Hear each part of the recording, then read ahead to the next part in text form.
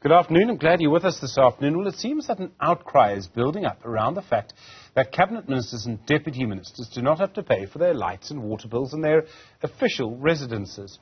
Last night, in a statement, government confirmed that the Department of Public Works pays for the electricity and water bills in their official residences. Ministers and deputy ministers each have two official residences, one in Cape Town and one in Tshwane. At the same time, you'll know the prices of water and electricity have been shooting up. In fact, the figure that I worked out was that over the last 10 years, the amount that you pay for electricity has gone up by around 354%.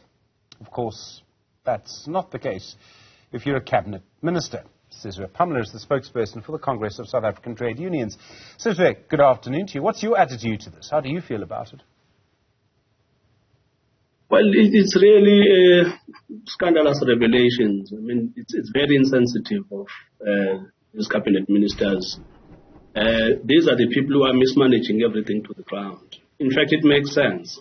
This is why they come across as if they are no longer trying to fix anything. If you look at what has happened over the last 16 years with regards to the power utility, it makes sense that there's a lack of political will to fix Eskom, and now we know why. It's because people at the top are not affected by the power cuts and the rising electricity hikes.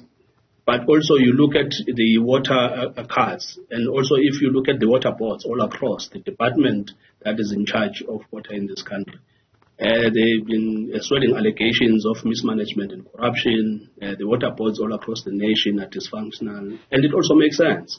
As far as they are concerned, everything is fine in this country.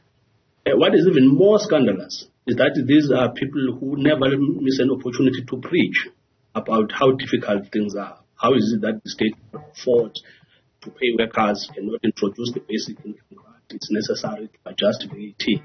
It's something really that is saying a lot about the people who are in charge of this country and where their priorities are.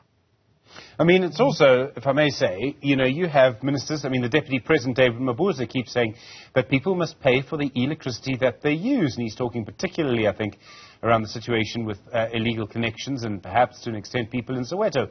And yet I don't know if he's paying for the electricity he uses. That is exactly the point. Is that these people have been telling all of us why it is necessary that the user pay principle should be adopted in this country. Yet, these are the people who don't pay for housing. They don't pay for transport. They don't pay for electricity. They don't pay for water. They have exorbitant packages. They are underperforming. They get increases as and when they demand them. It's really it's shocking to think that these are the people, all citizens in this country, they go to bed thinking that these people are concerned. They're having sleepless nights about what is going on in the country. Now we know that that's not what they're thinking about.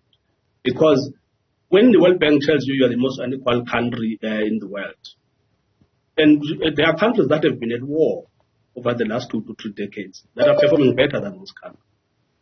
And yet these people, they read these statistics as if they are meaningless. They are young people who are sitting at home. They watch their dreams pass them by. They hear these platitudes coming from the members of the executive. And yet those very same young people who are sitting at home, they wake up to these headlines to hear that while their dreams are being crushed, ministers are living large. There are poor people on social welfare. 26 million of them are on social welfare. The inflation and the cost of living is repealing their stipends. They are struggling to feed and clothe themselves. And they wake up to these headlines. We've been making a case for a basic income grant. We've been talking about a social safety net. They have been arguing that the state cannot afford. Of course, the state cannot afford because half of the money that is there goes into looking after them and their families. These are the people who not long ago we were dealing with the revelations that they are allowed, at least at that time, they were allowed to fly their spouses around the world. People who are not part of the executive at taxpayers' cost. So it's really, we're limping from one crisis to another, and it is a cost. There are other things to this. It also leads to a question around whether ministers and deputy ministers need to have two official residences, one in Tshwane and one in Cape Town. It seems to me that they don't, or that they can have something very small. I mean, I don't know if government needs to pay for that. Do we need deputy ministers at all? They have no legal authority. They don't even stand in for their minister when their minister's not in the country. No, they are redundant. They are really redundant. When people talk about where to cut, that's where you start.